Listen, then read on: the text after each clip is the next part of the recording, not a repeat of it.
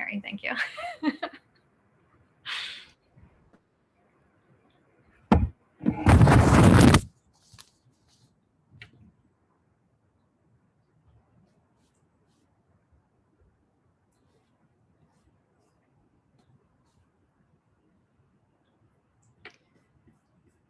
Just going to wait another couple seconds because people I can see are filtering in.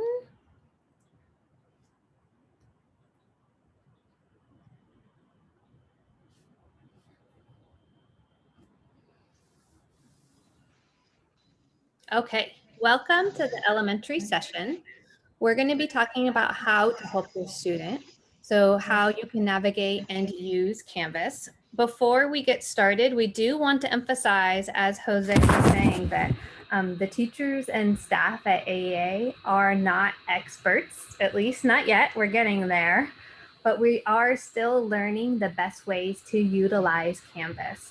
And really even the differences in experiences, right? What we see as teachers is different from what the students see and from what the observer accounts see.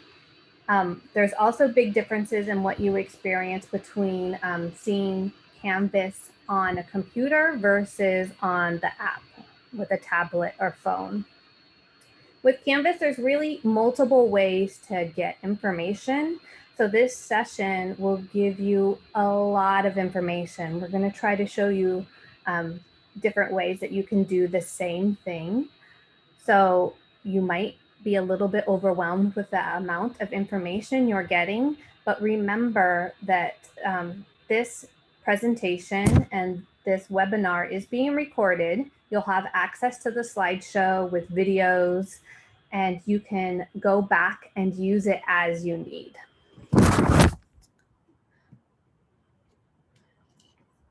The first thing I want you to know is that our grade level teachers are really working closely together as teams.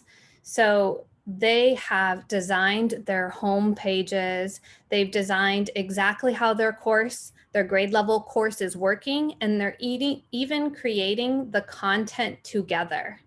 So we're getting a lot of consistency in experience across the grade level, no matter which teacher your student has.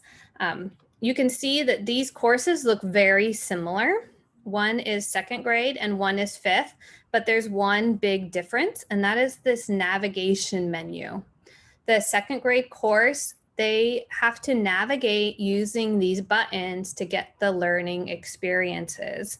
They can also look at the to-do list on the right, but they're mostly just going straight into their daily activities. While fifth grade has a lot more options in their navigation. The teachers have purposely chosen what navigation works for their grade, right? We don't necessarily want second graders just clicking the buttons on the left. We're trying to make them go directly into their learning experiences. So we may be discussing things like the grades button, for example, this tab on the navigation, that you don't actually have access to directly in your child's course. It just depends on how it is set up by the teachers.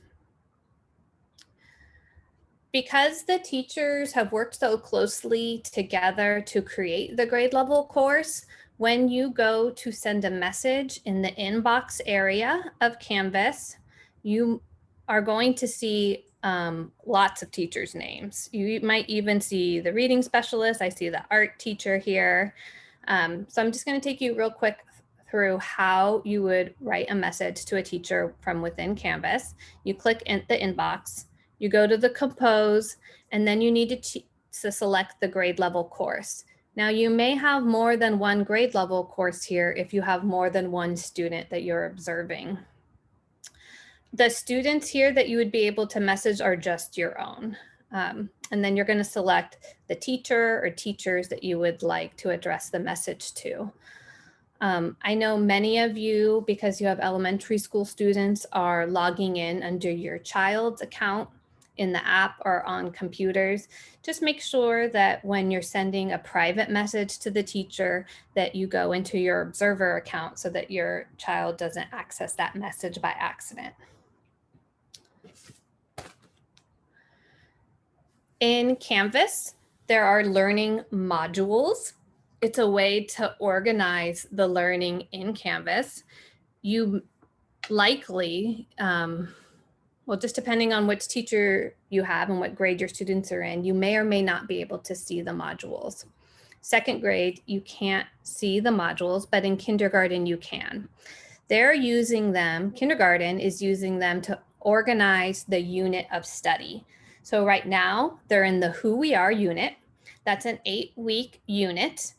And they're organizing the learning by weeks. So it's Who We Are, week 1.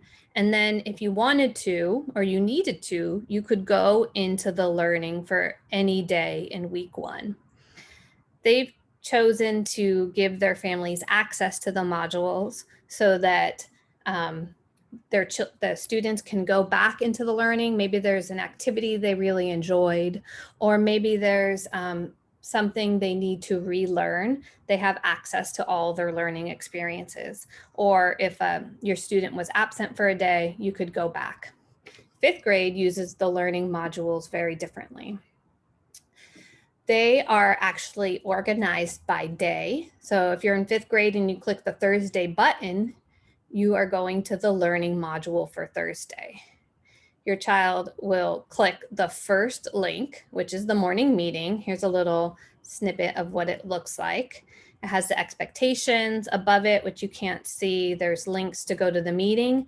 And then they just click next, and it's going to open up a new page or an assignment, and they just progress through their learning through the day. I do want to point out that you're going to see these icons in different areas in Canvas. So it's a good idea just to get to know what they are so you know what you're looking at.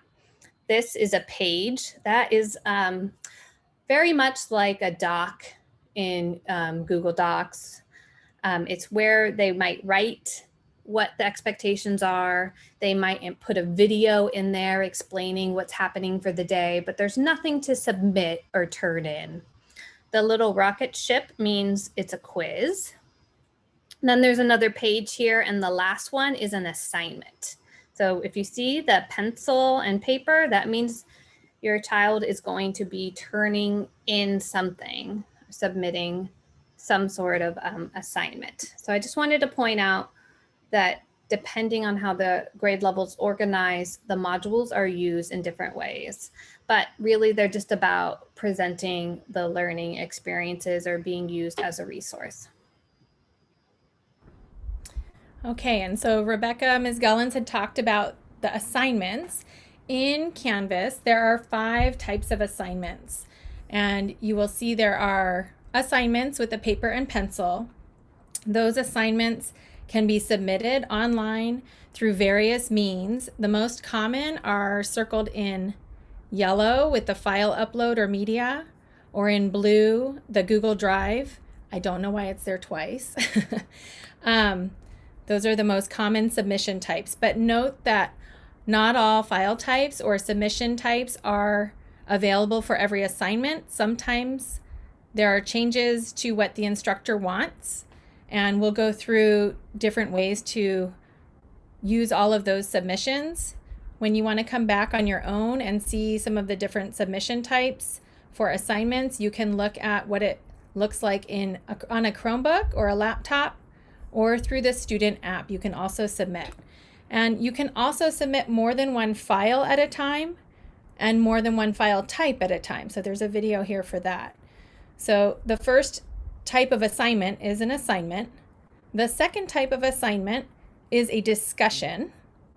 And you'll notice that it's not the paper pencil icon. This is a little speech bubble icon. And the speech bubble icon tells you it's a discussion, and discussions sometimes are graded and sometimes are not, depending on how the instructor set up the discussion. I know in 5th grade that they are using discussions to go through a read aloud. Students will watch a portion of the read aloud, and then the discussion follows below the video of the read aloud. The next type of assignment your student may see are quizzes. And quizzes have this little rocket ship icon. And quizzes can also be graded or not graded.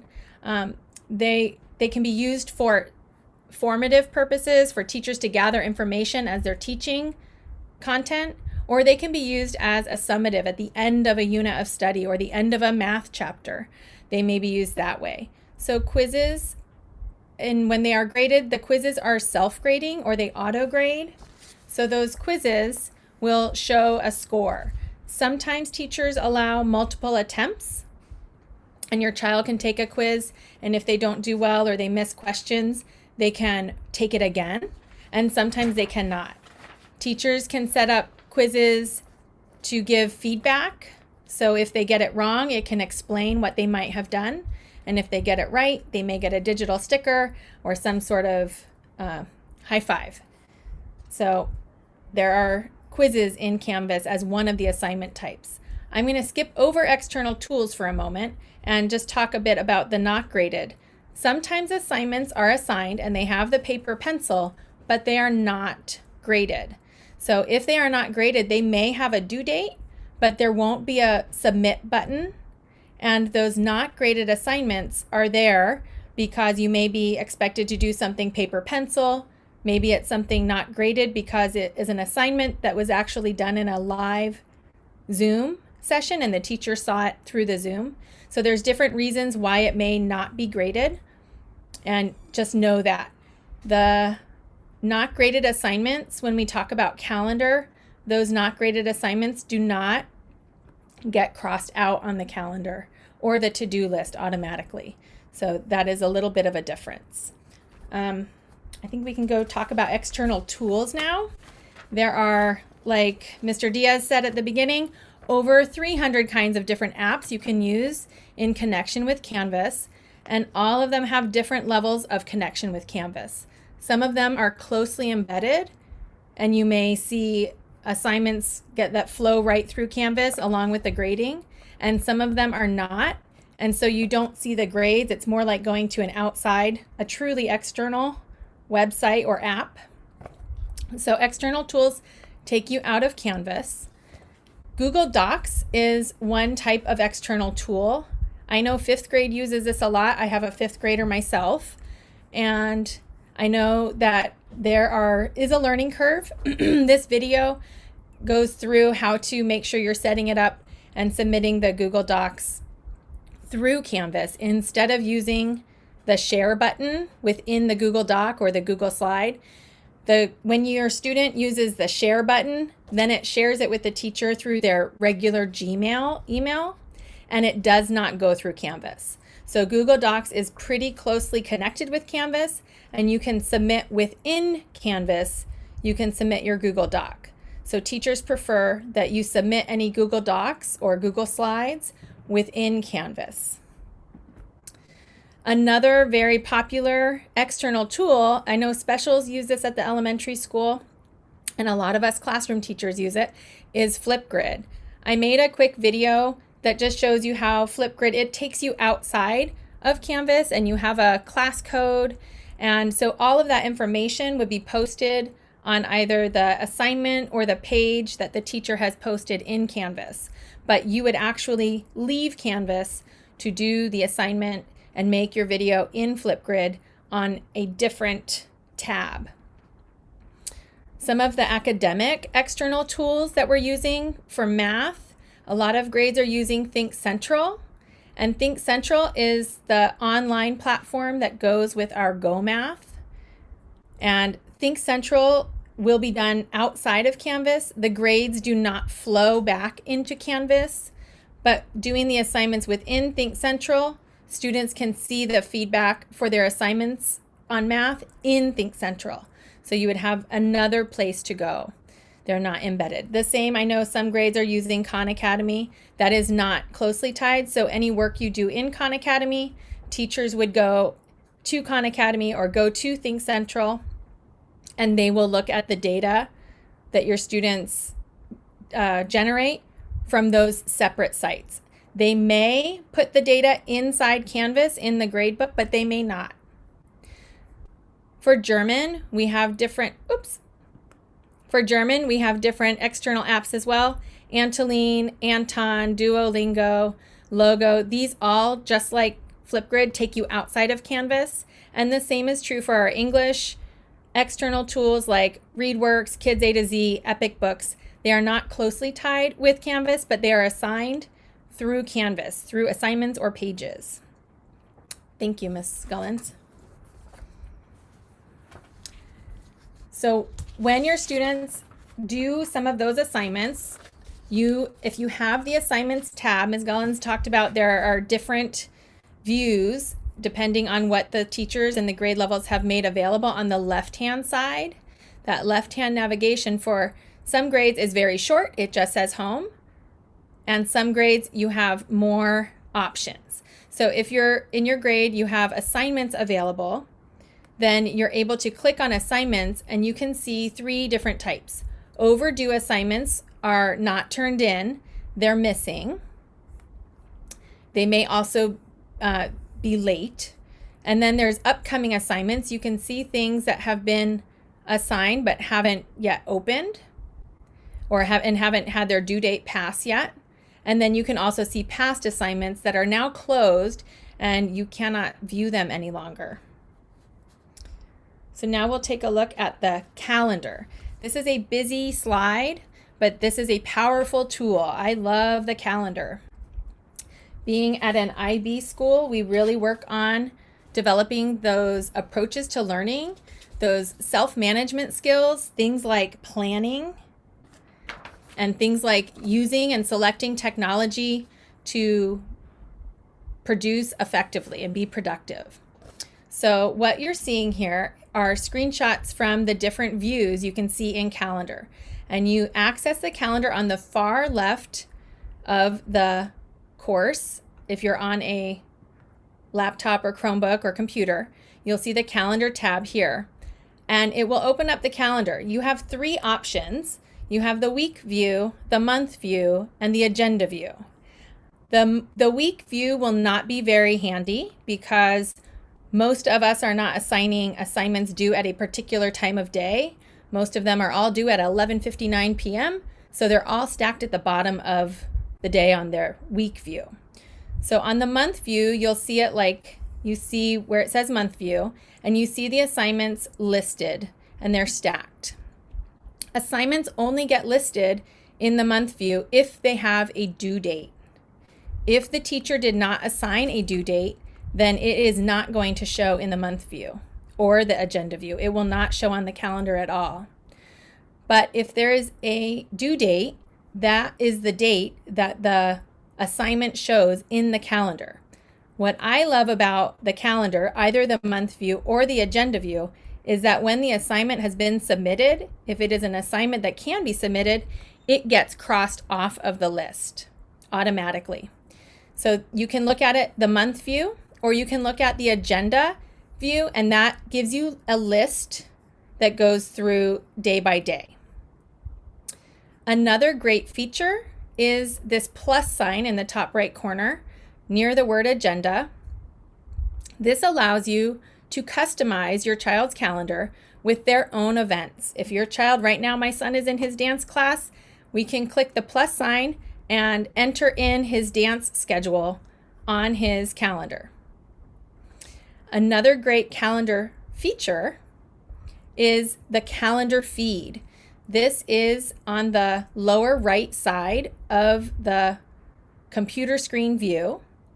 And there's a short video here to show you how you can merge the Canvas calendar with a Google Calendar or any iCal calendar tool. So I think Outlook works and things like that. There's also this green link, the Canvas Q&A about calendar. It has a list of questions and answers that can help you get more information if you have further questions. I think we're ready for the next slide. The to-do list. I don't personally use the to-do list very much. I really just stick to the calendar, but like Ms. Gullen said, there are many ways to do the same thing in Canvas. So if you would like to use the to-do list, you've probably seen it on the far right side of the screen on a computer screen. And you'll notice that there are the assignment type icons, the paper pencil. you'll notice there is another one that we haven't seen. Just near the number 1 on the far left, you'll see it looks like a little bullhorn. Those are announcements. So announcements that pop up from the teachers or other course instructional assistants. Those announcements have a different icon. So these announcements and ungraded things that do not get a grade put in the grade book, they do not automatically go away from the to-do list, but using the X on the far right, you can X out any items that you complete as you complete them. And any items that do have a submit button, they will be automatically removed from the to-do list. It shows the first 7 assignments. And if you would like to show all of them, you can go to the bottom and click Show All, where you see the number 2 at the bottom of the screen. It also will open up instead of from the course homepage, you can open up into the dashboard view, and you can see the list view of the to-do list. It's a little bigger. It's here on the right side of the screen. This looks a little more colorful because it is different courses. It's not a screenshot from an elementary student who has one course, but you can see that it lays out what is graded, if there have been any replies, or if there's any feedback from the teacher. This is one way to find that. The blue dot, I believe, means that it's just been recently graded. So that would be a new grade for you to look at. The red dot is indicating that it's missing, and missing assignments have not been turned in, and the due date has passed, and the assignment has been closed. Assignments that are late, like you see at the bottom of that list, those late assignments have passed the due date, but they could still be submitted because the assignment is still published and viewable. If you try to go into a missing assignment and submit it, you will not be, it was not accessible, so you won't be able to. I think that's all for the to-do list. All right, now we're going into some of the tools available to help your student in Canvas. The first one I want to point out is the immersive reader. Immersive reader means it's going to take the text or the words on the page and read it aloud to your child. Right now, this is only available in Pages in Canvas and not in any assignments. So if your child is looking at something they have to submit, or they're in a quiz or a discussion, this will not be available. There is a video on the bottom of this screen to show you how to use the immersive reader. It really is a great tool, and I have to say it reads the text really fluently, and the voice doesn't sound too much like a computer, so it's not very hard to understand. I think it's a great resource to use, and I'm really hoping that they extend this feature into other areas of Canvas, like the assignments. We do have a suggestion. If you find that feature is super helpful for you and your child, all AEA student Chromebooks have a Chrome extension called Read and Write. You can see if you have a student Chromebook at home, it looks like this little RW right here. So if you have a student Chromebook at home, it's installed and it's free to use. If you do not have a student Chromebook at home, you can install it on your computer, but it's not free. So if you hear about this feature right now, this tool, and you think that your child really needs it, I suggest that you check out a student Chromebook for your child so that they can have access to it. It has that text to speech, also known as text reader. So it'll again read all the text in Canvas, at least on assignments, text boxes for assignments. It will read them on Google Docs and also web pages. The voice isn't quite as nice as in the immersive reader, but it still gives an option for reading aloud. Another really cool thing it has is speech to text, also known as talk to type. So your child can speak their response, and the Chrome extension Read and Write will type it out for them. There are videos here. The first one introduces Read and Write. The second one shows more in depth how to use it, and there's also a PDF guide. Another tool available from within Canvas is the ability for video responses. Likely your child has already done some sort of video response. Most oftentimes, the teachers make it available in one of the options. So you can see for this bottom assignment down here, there's lots of options for submitting. If you want to make a video response, you go to Media and then click the Record or Upload Media button. But even if that isn't available and your child is asked to type a response, I want to point out the little TV with the play button. You can kind of see it up blurry in the top right corner. That's for the Canvas Studio. So they can click that and record a video to be inserted into this text box right here. They can also use it to show the assignment. Sometimes they need to do something on a paper, so they could use the record button to show the assignment to their teacher. Their teacher can always just pause the video to look a little closer at the assignment.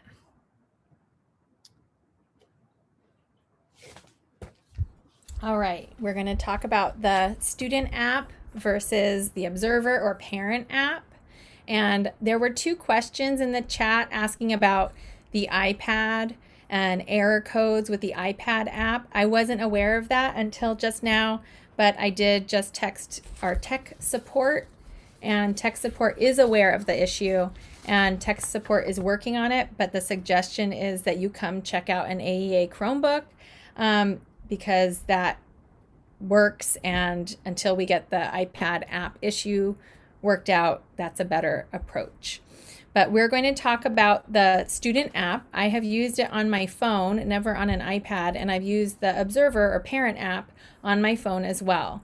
So there are many videos linked in here for you to go through step by step all of the different functions that the 2 different apps perform. As a parent of an elementary school student, the student app is much more useful. There is an overview of the student app from Canvas, and their video is here, and it shows all of the features on a generic student app. The thing I really like, and the students in my class and my grade level really like, is that you can turn in assignments very easily using the submit photo right from the phone camera.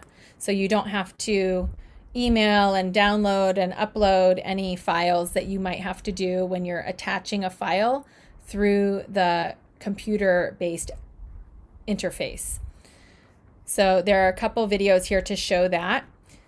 There's also QR codes, which are like little black and white pictures. I probably should have put a picture of one of them up there, but that is the easiest way to switch between students. So Ms. Cohn has made a video here that shows you how to get into the different student accounts if you want to switch back and forth on the same device. Probably the biggest thing to be aware of if you are the parent using the student app to help your student is that the inbox through the student app communicates with the teacher as the student. So like Ms. Gullen said earlier, if you're wanting to keep any communication private, if there's something sensitive that you wanted to discuss on your child's behalf but not let them know that you're discussing it with their teacher, you want to use the observer or the parent app for that. If you use the student app, the teacher sees it as the student, and the student can see any communication back and forth between the teacher and the whoever's sending the email. I have told my parents, just if you are using the student app to communicate, just sign it mom of, dad of, parent of, adult helping, so that we know that you're not the student. And usually we can tell just by the tone and the punctuation. The parent app is good to keep the communication private. It also, if you have an older student who's maybe doing more things independently, you just want to keep an eye, The Observer or Parent app is great to give you that bird's eye view. You can see the grades in Canvas through the Observer app, and you can see those right here on the side of this lower purple interface. You can see the scores on things, and you can check out the feedback from teachers in both apps. But through the Parent app or the Observer app, you cannot turn in assignments. So that's the other feature that is better from the student perspective, is the student app lets you turn in assignments. There's a Canvas Parent app info sheet linked in. If you have other questions, that gives you more background. Thank you, Ms. Gullins. Back to me. All right, now moving on to grading and assignments in Canvas. Before we really get into grading and how it's working in Canvas, we need everyone to understand the two different types of assignments that you'll see in Canvas and all throughout elementary, middle school, and even high school. There's really two kinds of assignments. The first is formative, and this helps us track participation in Canvas. It guides student learning experiences and informs teaching and learning. This is really the bulk of assignments that you're going to see in Canvas. It's the daily learning experiences. Mary, can you please mute your? Sorry. That's okay. You may receive points for completion or submission, or it may be some of those not graded assignments. Now, despite the fact that these aren't necessarily reflected on the grades you get at the semester, they are very, very important, because this is what your students will use to help guide themselves through using those ATL skills through the learning. You can use the feedback to help guide your student. Maybe there's something they need to redo. Maybe there's something they're doing really well. It helps you guide your student, and it also helps the teacher craft the learning experiences for the whole class and also for your student. The summative, so we have the word sum in there, typically happens at the end of a unit or chapter. It's often a test, a project, a presentation, and that's where you really compare your student to a standard or benchmark. You'll see the grades by points, percentages. There might be a rubric you can look at, and it may or may not be in Canvas, right? So we mentioned earlier that all the math, or at least a lot of the math, is happening in Think Central. So if you would like to look at the formative and summative assignments in Think Central, you would have to go into that platform directly. All right. Now I'll unmute. Sorry, you heard my clicking. So the grades in Canvas, you may see grades for some things, you may see grades that are not there. And the points, when you're looking at the assignments, are where you can tell. If it says points none, that means it's not a graded assignment. It won't get crossed off automatically because there will not be a submit button. The points will note if it is 1 point, 5 points. Usually if it is a summative assessment, it will probably be labeled as such. It might say a test, it might say assessment, and oftentimes those summative types assessments and grades are for higher points than the formative, which really the 1 point assignments tend to be, was it done or not done? And you'll really want to look at the comments from the teachers, and that can help the student reflect on the quality of their work. I think Ms. Gullins just said this about external tools. You will not likely see the grades within Canvas. Most teachers are keeping, for example, the Think Central math grades are staying in Think Central. And one point about seeing grades in Canvas, the Canvas grades will not neatly translate into a report card grade, partly because some of the grades are the formative and some are the summative. And so there are various reasons why a Canvas grade does not show exactly a report card grade. It may do that as you get in higher grades, like in high school and things, but in elementary school, that's not how our Canvas grades are functioning. The due dates in Canvas, things that the reason why teachers use the due dates is that is when it will get posted on the calendar. So you can, if you're using the calendar feature, if your teacher is setting that up for you, then you know on the calendar when it is supposed to be due and when they want it shown. But we all teachers at elementary know that we do not want you to be stressed about the word late. The word late just means that the official due date passed, but you still have a grace period of a week in most cases, maybe up to 2 weeks in some grades. So do not stress over the late. If an assignment has closed, it is no longer published, then it will say missing and it's no longer open for submission. And you should just worry about staying on top of the current assignments and just let those go, the missing assignments.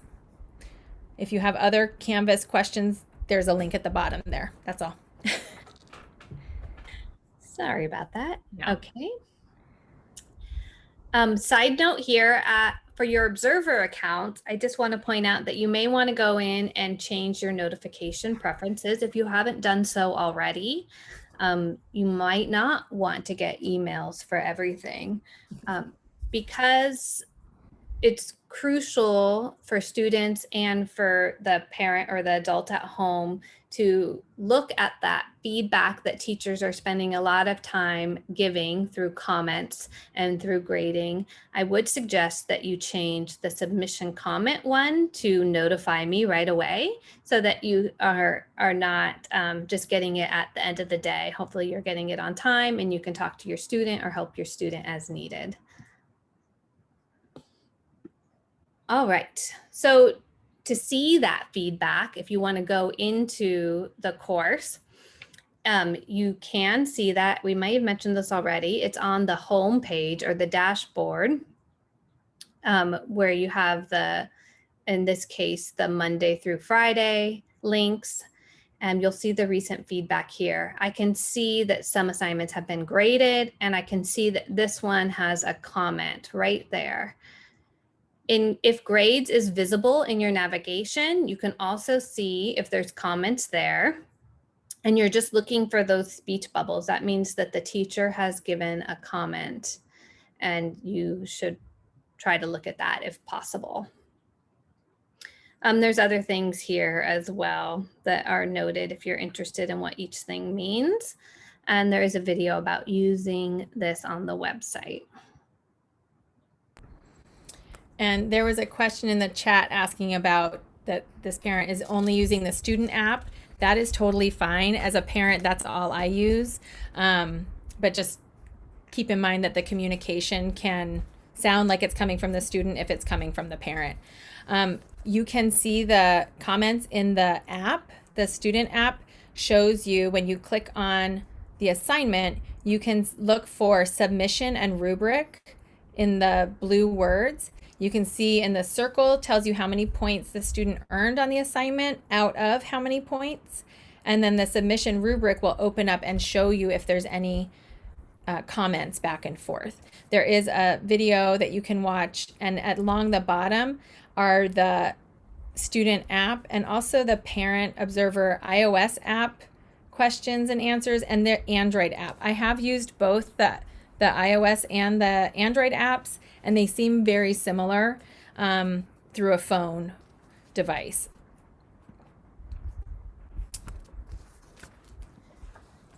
I just wanted to point out now, if you're in grades, what some of these symbols and things mean. I have a middle school student myself, and even though I've been training on Canvas, the first time I went into his grade areas, I was like, what is happening? What do all these different things mean? So I want to show you first, if you see one of these on the right, it means your child did the assignment. That's the important thing. It's done. It just has not been graded yet. So they submitted a file, they submitted a discussion, the score's just being hidden while it's graded, etc. So the good news is it's done. That's what I cared about. Then once it's graded, you might see any of these. Most commonly in the elementary school, you're going to be seeing the grade shown by number points. You might be seeing a percentage if it was a quiz or maybe a math test done from within Canvas. As a parent myself, I'm looking for this dash. If I see the dash, I know that it has not been submitted, and either my child needs to do it soon because it's the due date's coming up, or it's late. So those are the most important things to look out for. So again, this is in grades. I can see there's a dash and there's the missing. So again, missing means that it was not done. And so you're going to likely try to direct your child to do it, right? And late means they did it. It was just late. We don't worry about the late assignment. It got done. That's the good news. All right. So we've made it to the end of our presentation. Before we take any further questions, if there are any, I want to point out where you can get more help. Our school website will have this slideshow on it, and it will be messaged out to the participants, so to all of you guys. In Canvas, this is what you see on the right side. You can go to the help section in any of the accounts. So whether you're in the student or observer account, and you can email Albert Einstein's tech support through Canvas. So it's support@aeacs.org.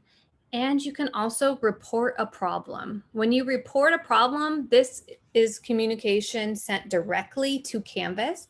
So if you're having issues with the app, like what was discussed in the Q&A earlier, then it'd be great if you report it as a problem here, because the more places and the more people who are reporting these problems, the quicker Canvas is going to fix them, right? So that's a great resource to know. Of course, you can email us directly from your email. You don't have to do it from within Canvas at that support@aeacs.org. And you can always call or text the AEA hotline if you need help with anything. And somebody will get back to you very, very quickly. Okay, I'm going to stop sharing so I can more easily see if there's any questions here. Let's see. Just give me a second to read. Okay, so this question wants to know if there's any plan to reduce the number of platforms the kids need to use. So their child is going on to a lot of platforms and it is feeling kind of overwhelming. I think that the best thing to do in that case is to contact the teachers directly to see what support they can provide, because they are, for the most part, unless it's like a specials, something they're doing with the specials, like an activity, they're deciding where the children are going, and they're going to be able to reduce that amount for your child if needed. Is there any other questions that anyone wants to ask? All right. Well, thank you so much for joining us and spending time with us on this Tuesday evening. We know that that was quite a lot of information, and I hope you use this as a resource or reach out to us if you need any additional help. Thank you.